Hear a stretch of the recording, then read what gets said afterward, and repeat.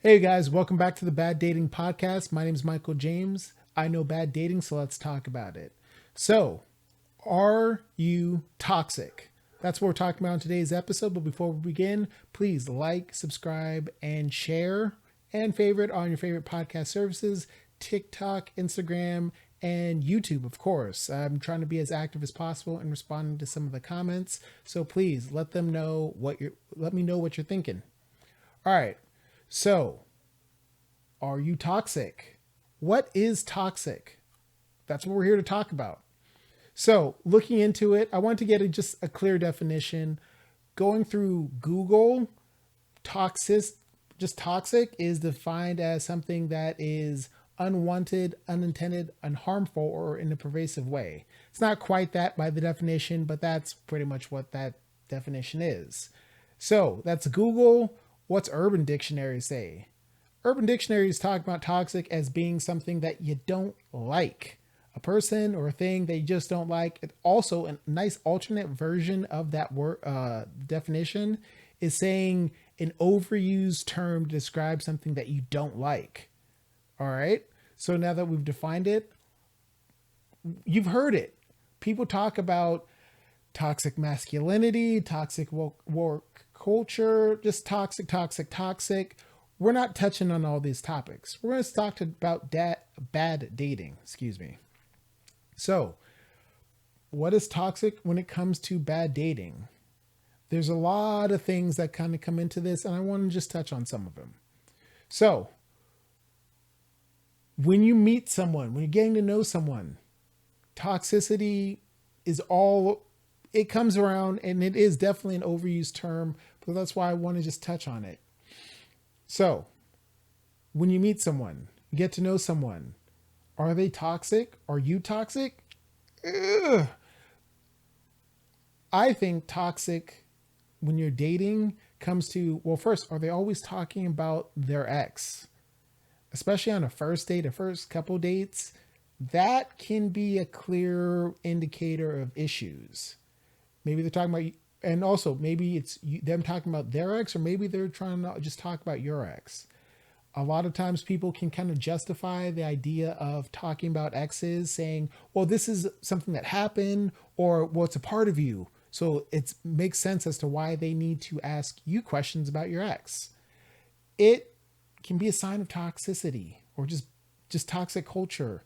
So here, if someone's always talking about their ex in a negative fashion, first, there's a lot of us who've had negative experiences, but we don't let that define us. And if you let the fact that you had a toxic ex means this is what you're talking about, okay, date one, maybe again, you can sometimes have trauma bonding where you sit there and you'll talk and you go into it ad nauseum, and that happens. The goal is not to have that happen, but it does happen. So, what you want to do is see if you can try to kind of get away from it, but that can be a sign of something that's toxic. Hey, if you ask me, because again, I try to just be as upfront and direct when I'm talking about things. Hey, what happened with your ex? Or what's dating been like? Has been a big thing. I mean, I've asked that. How's online dating been treating you? Uh, why are you single? Just whatever. Again, sometimes it doesn't work out with the last person you were seeing, last person you were dating. I've seen people who've been divorced, widowed, uh, just broke up, found out they were cheating, all types of craziness. So, yeah, that unfortunately happens. That can be described as just that. Like this, let me give an example of a situation. Okay, sitting across a date, she asked me, "Why are you single?" Well, what happened? You seem like a nice guy. I try to be, but we'll see. Uh, why are you single? It didn't work out between my ex and I. She was kind of toxic and always kind of found problems and made problems. Period. What about you? Okay, cool. Yeah, well, I'm hopeful that trying to deal with these apps, the craziness of these apps. This is what I'm going through. Hopefully I can find someone because, this is what I want. So it's that age old phrasing about turning a negative into a positive. So kind of moving away from it is a good indicator of like, well, hey, maybe this person has a healthy perspective on the situation. Because first off, when you're talking to someone new for the first time and getting to know them, you're taking their word for it. You don't know if maybe they're toxic and they're just masking it, or you don't know if everything that they've said is true. I was friends with someone, well, I'm still friends with them. I know someone when I used to live in the East Coast, and he would always talk about his girlfriend. And I met her a couple of times. She seemed okay. But he'd always just say the most wildest stuff about her. And just like, oh yeah, she sounds toxic. Why are you still dating her? And he kind of found on that, well. And so it's just like, okay, fine. It is what it is. One of the things I helped did was like, well, it sounds like your self-confidence is a little low. Why don't you come with me and we'll go to the gym? Because months of, hey, you should leave her. Yeah, this sounds bad. All that stuff that doesn't work. But getting him into the gym, he started getting a little swag back. And then he told me some of the stuff that, well, I said like, hey, I kind of sent him on his way. And then a couple months later, I said like, well, yeah, even if some of the stuff is saying is what you've said about her is true, she'll start trying to sabotage you. And he was like, oh my God, that did happen. She said, I won't say his name. Oh, you've been working out. You're going to get in shape and leave me. And I was like, oh, what? That's crazy. Okay. Yeah. And then when he did leave her and I had helped him actually physically move all this stuff and move out of their apartment and do all that other stuff.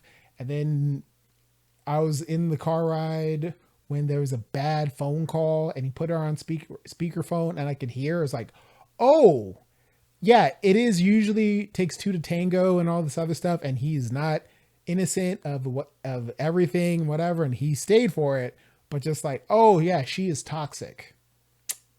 Cool. Coming back to the original point of this, you wouldn't bring this up on a first date. You wouldn't bring this up on a second date. I also wouldn't really want to like go into that. If you're talking so much about your ex situation and so much how she's crazy, you either may not be over it or you may not really be ready to move past that toxic situation. Put it in positive. I mean, if you're moving past, if like, yeah, some stuff happened. Oh man, that was tough, but like, I'm positive I can move forward and like, what are you looking forward to? So talking about your ex is toxic. You're talking too much. Sometimes, again, stuff happens, and especially if it's a new situation for them, they were married or they were in a long-term serious relationship. Yes, it may be a little bit more allowances to talk about it just because dating is new for them and some of the worries and some of the concerns. And so when you can kind of address some of that stuff, it makes things so much better. All right. So that's one aspect. Are they only talking about themselves? Or are you only talking about yourself? That can be so toxic. Because, yes, do you really find yourself that interesting? I mean, yes, you can do fun things. You can have, first off, either you have a career that you love, which is some people, or most people have a career or do work because they need a job and they need money. And that's just bottom line. So if you can be passionate about that, again, sometimes you can see that their eyes light up when they're talking about something. They're like, oh, cool. They really like this topic or they really are into me. That's great. If that dominates every conversation or you're only talking about yourself, you're not really asking about the other person, that can be a sign of toxicity. I mean, I'm sorry. If I'm sitting across from on a date, I want to know about that person, but also I'm not necessarily just going to just rattle off questions what I'm going to do is take the time to kind of pose things, kind of talk, and then have that back and forth. So that gives them the opportunity to share things, because again, not everyone wants to share every little detail, but then sometimes just that back and forth dialogue, try it. Sometimes you can have a full-fledged conversation without asking questions. If someone shares something and you share something and you're having that back and forth dialogue, a lot of times people do that with their friends without thinking about it. And then it's just the date becomes like a date becomes an interview.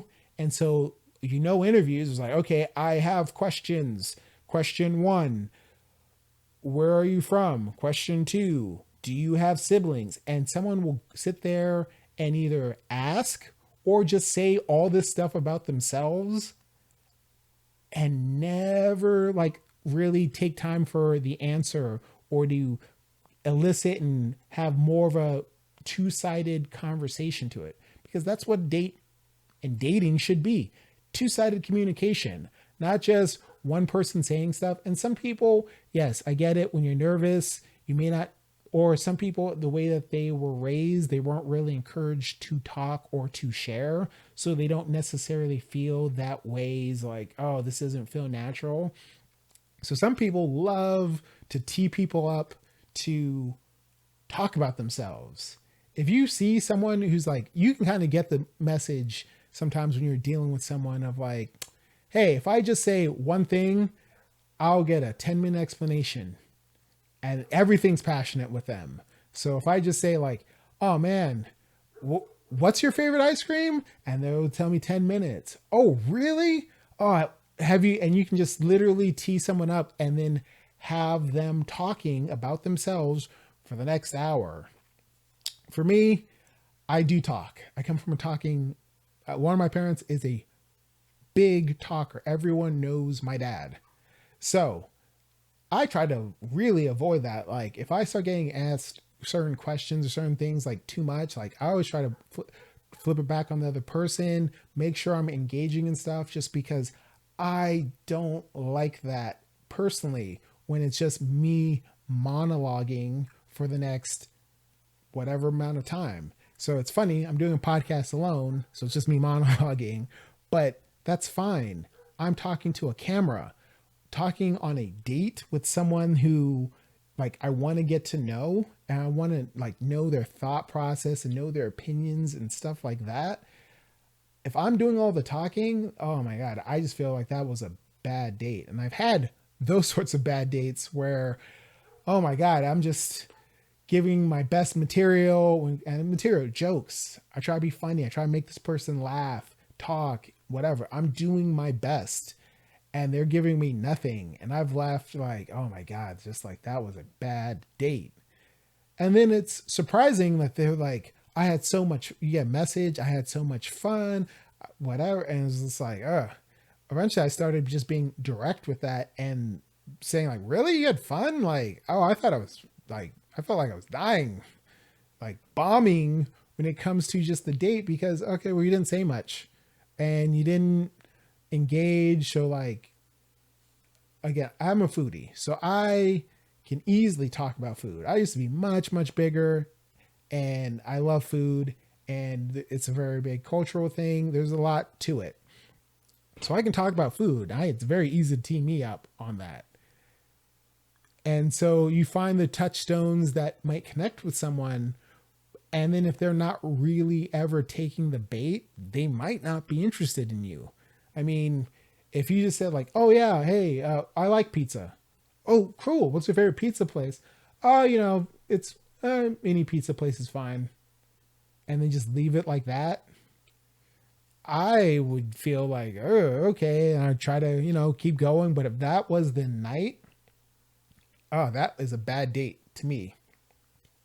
So are they talking about just their ex? And I let off with that for a reason, because that seems to happen way more, or bad dating in general. Like I'll talk about bad dating, especially with friends, but on a first date, on a second date, I'm not really trying to talk about someone else's dating experience with someone else for too long, especially in the negative. And then are they talking about themselves? do they always find a problem? Sometimes you don't realize someone who's always that critical may be toxic until you're dating that person, and then it's like, oh yeah, cool, I can see why you were single for so long, or I can see why, yeah, oh yeah, I can see why your ex left because I'm gonna leave too because you're just everything's a problem or everything is negative. So I story time. I saw someone at the gym, the one person I'd ever talked to at the gym, and was like, all right, cool. She's like, oh, she's cute. She like Latina, has that sort of dynamic that I understand. That's great. And then everything I ever did or said, half the time it was a problem. And then one of those things that like, cool, and then she'll forgive and forget and like kind of laugh it off too, but just like, oh, but you were mean, you were cold, you like but and she also never liked to talk about her ex. And I was like, okay, yeah, but you were married and he screwed you over in like what sounds like a big way, but you don't want to talk about it. But I don't know also if, and especially this isn't the first, second, or third date, I don't know if what I'm doing might be triggering you to think about that ex because you're not talking about the highs, the lows, anything. You're just kind of like being a black box and you're just like, oh, well, that doesn't matter. Which is like, well, if everything I'm doing is a problem, well, first, maybe it is. And then also, we shouldn't date. But if you apologize, if you are trying to uh, accept a responsibility for what's going on, I'm very forgiving and I'm very open to being wrong myself. So like I've hit people up years later just like, hey, to try to apologize or squash beef or whatever, because I don't like having that. Like that's just a weird feeling to me. I mean, you have to go kind of out of your way to mess me over before then it's just like, oh no, you can get bent. It's up and it's stuck. And that's how that is. But in general, that's not how I feel. So like if someone's actually like expresses remorse and accepts responsibility and stuff, I'm down to still talk. I'll like hear them out. I'll be respectful. That's like important to me. So that said, when it was everything was a problem, eventually I just had to like block them because it's just like, yeah, everything's a problem. Cool. Until you like apologize and then it's fine, it's laughy, and then, oh hey, I said I was going here and they don't properly communicate is probably what that was, where it turns into I was going there and they're like, well, they didn't express that they want to go. They just kind of make a comment about it. And it's kind of like, oh, you can see the shift in tone. And then it's a problem going forward. And then you find out when they're apologizing a week later and everything else that they just want to go. And instead of saying, I want to go, or hey, next time invite me, or something like that, they just kind of made it a negative that you're just fighting with them for. So like I completely understand and get that. So that is can be toxic. Again, if you're not bad communication is a very easy way to mask toxicity and or be toxic. And that kind of leads into being disrespectful. If you're dating, there should be no reason why you're ever just talking to be disrespectful to someone. You can disagree. You can raise your voice to some degree, not like yell at the person, but like you're getting passionate and then you start going up here. But if the person's also going up there and you guys can have a passionate conversation, that is fine. I mean, for some people, they're not used to louder families or louder cultures and stuff. So they may have a problem. They'll look at you like you're toxic as fuck. But it's what you're used to when it comes to like, hey, yeah, we sometimes something we're passionate about, we're a little bit louder, but there's no malice, there's no disrespect. And so it's just kind of understanding that.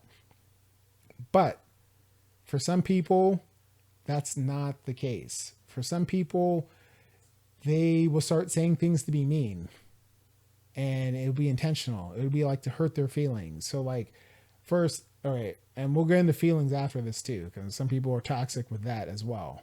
If someone is saying something like, "You are a blank, you're a dick, you're a jerk, you're a bitch, you're a cunt," you're one of those words that people hate hearing. So again, I already understand that I use the C word that a lot of women don't like to use, and guys get used to hearing they're a jerk or whatever.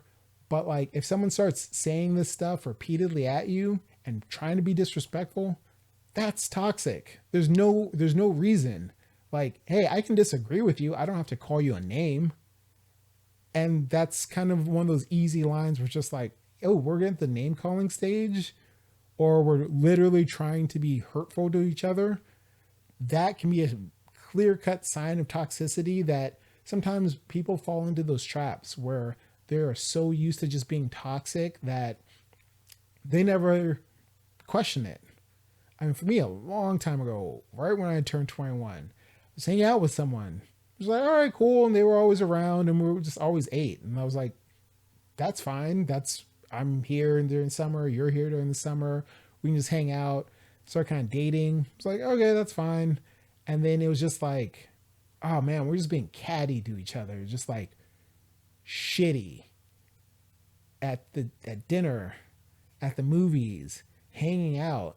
And then like after a month of it, I'm just like, ugh, I don't even like why am I acting like this? Like I like to laugh. I try to be funny.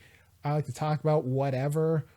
I don't like to just like cut down whoever I'm seeing or be cut down or have that sort of like tenseness as we do a bunch of stuff. So I was like, hey, I know it's been a little bit, but like, what happened? Like, things have changed. And they even admitted, like, oh, well, they hide a part of their personality until they're comfortable. And now they're comfortable. So I was like, is there any chance like things can go back to how they were? And they're like, no, I'm not going to hide myself. I don't feel like I have to. I was like, oh, okay, cool. So we're done.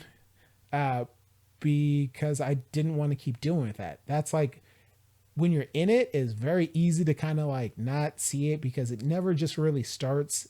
Sometimes you make certain allowances because like, again, no one like blows up at a 10. Sometimes they'll be toxic and they'll start at like a 4 or a 2. And I'm not saying so, and that's the problem. So sometimes going into the next part of this, sometimes people's feelings about what things are toxic or not can be toxic because you have some people are very over into their feelings, and that's what that is. I mean, for me, I have rarely ever been called emotional. I'm like, I like to laugh. I don't take things too serious. If we're texting or whatever, like usually LOL, laughing, smiling, I'm doing other things. So like I'm pretty relaxed and at ease with stuff. And even in person, and like that has rarely been I've rarely been called that. So when I have ever been called that, I'm like, okay, this person's real off base. And some people said like, I feel that you were mean, I feel that you were this, and they like any sort of, were you mean or did you just not agree with what I said?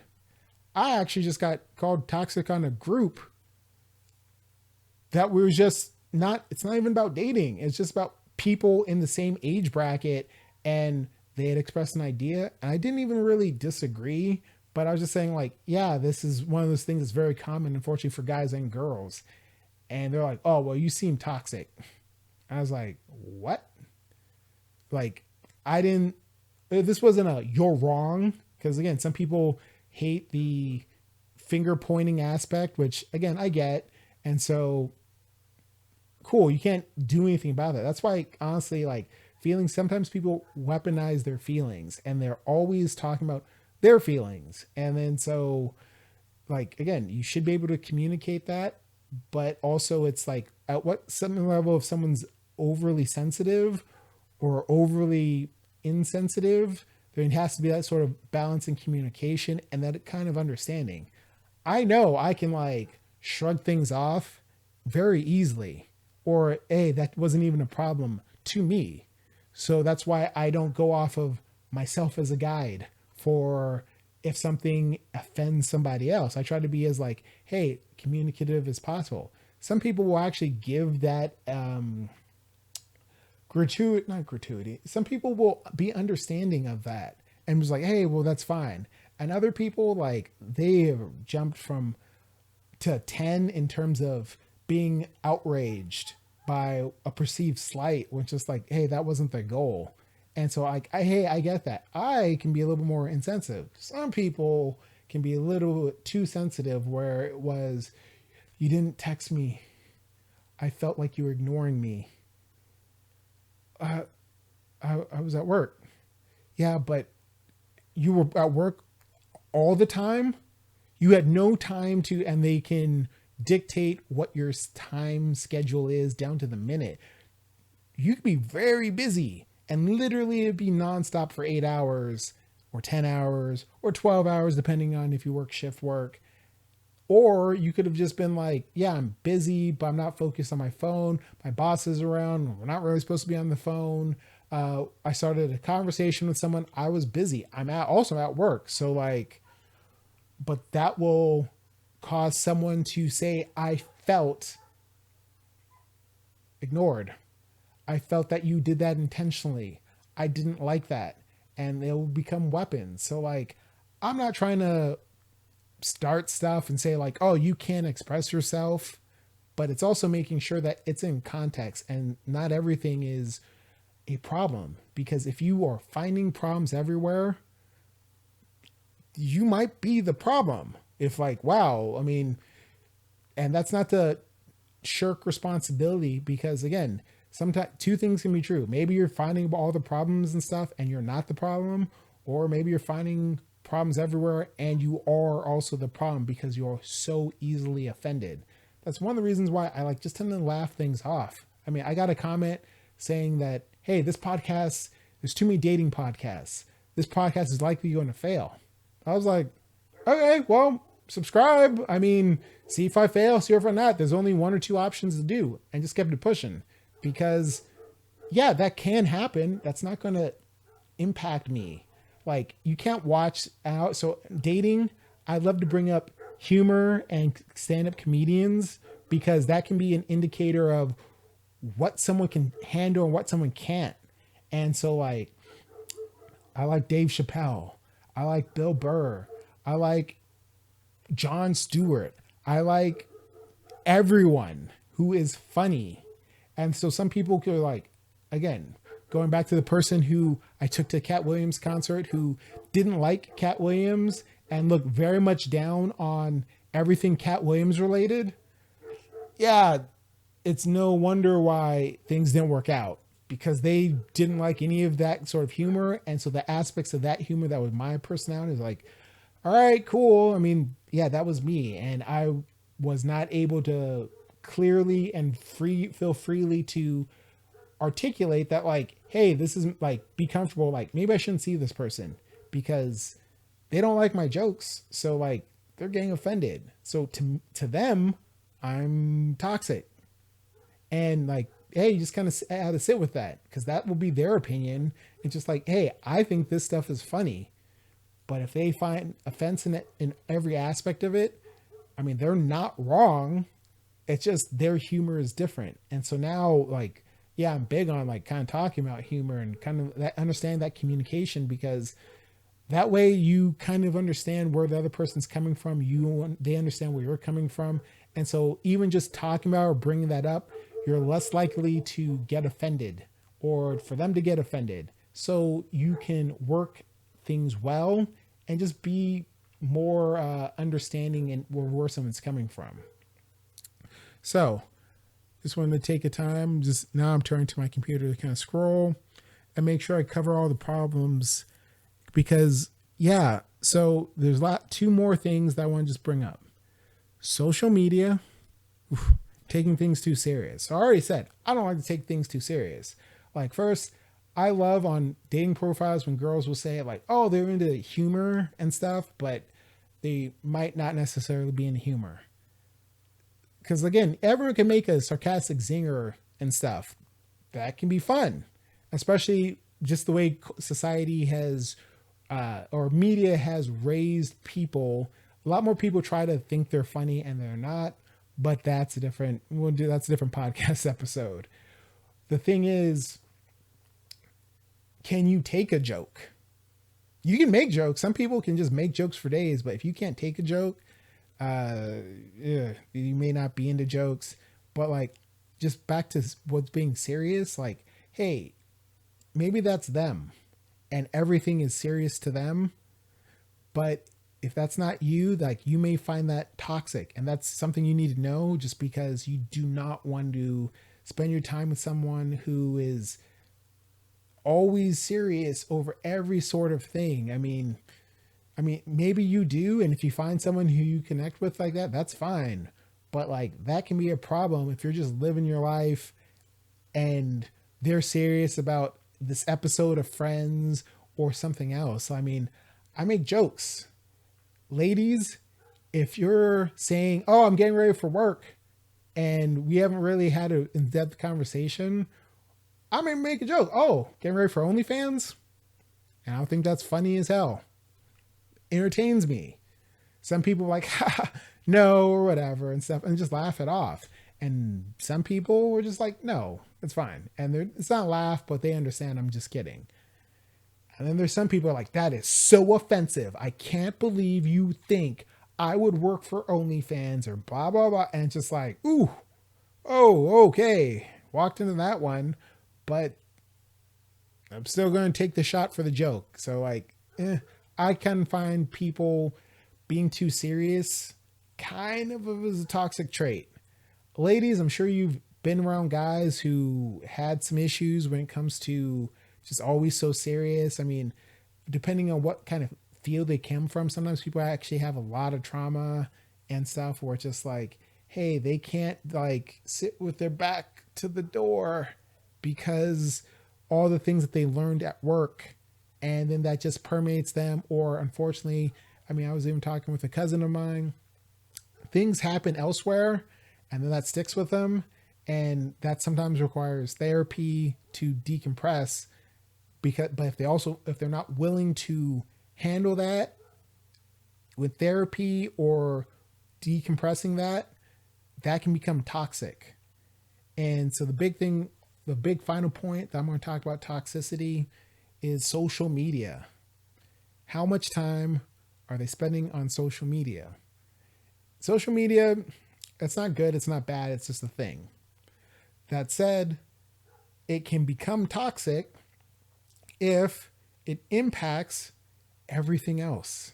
So if you are scrolling on Instagram, which first, make sure you like, subscribe, or scrolling on YouTube, make sure you like, subscribe, leave a comment where you saw this.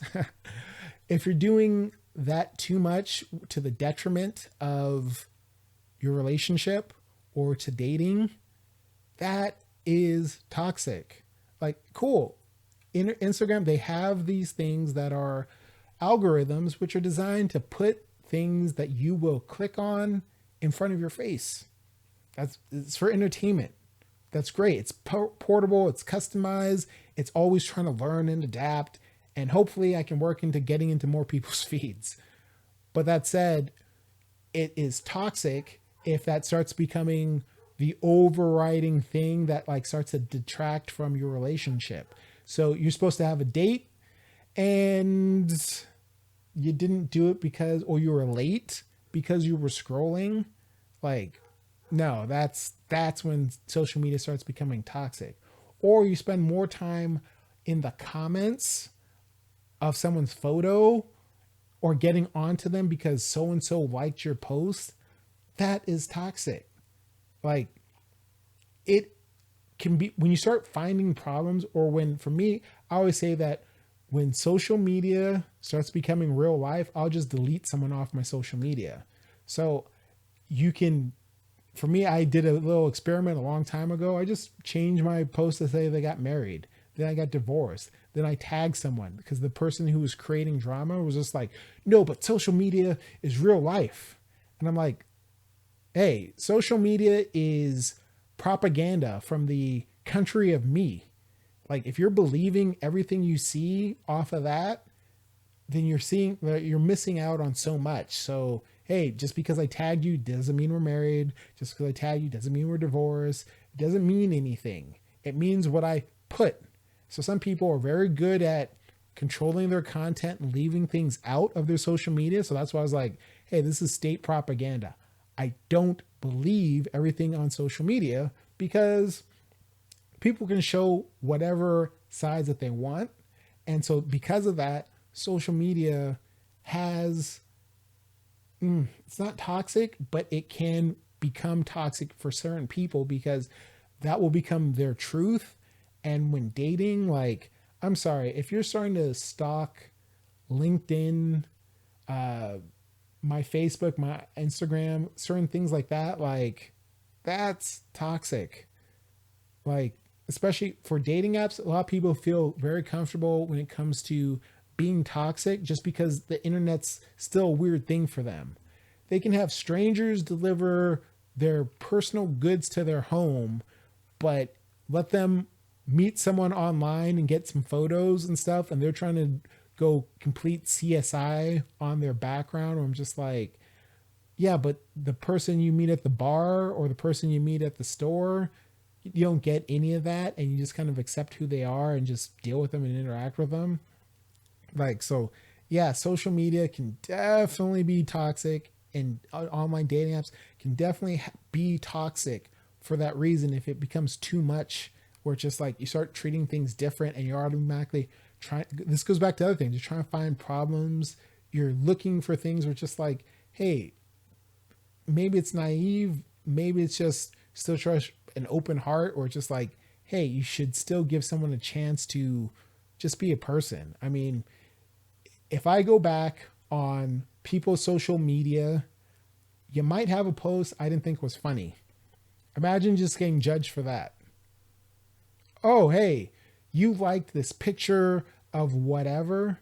Like, yes, some people will make it very easy to find negative stuff about them when it comes to, hey, yeah, oh, you're always partying, or you did what? You actually do have an OnlyFans, and here's your account and everything else like that.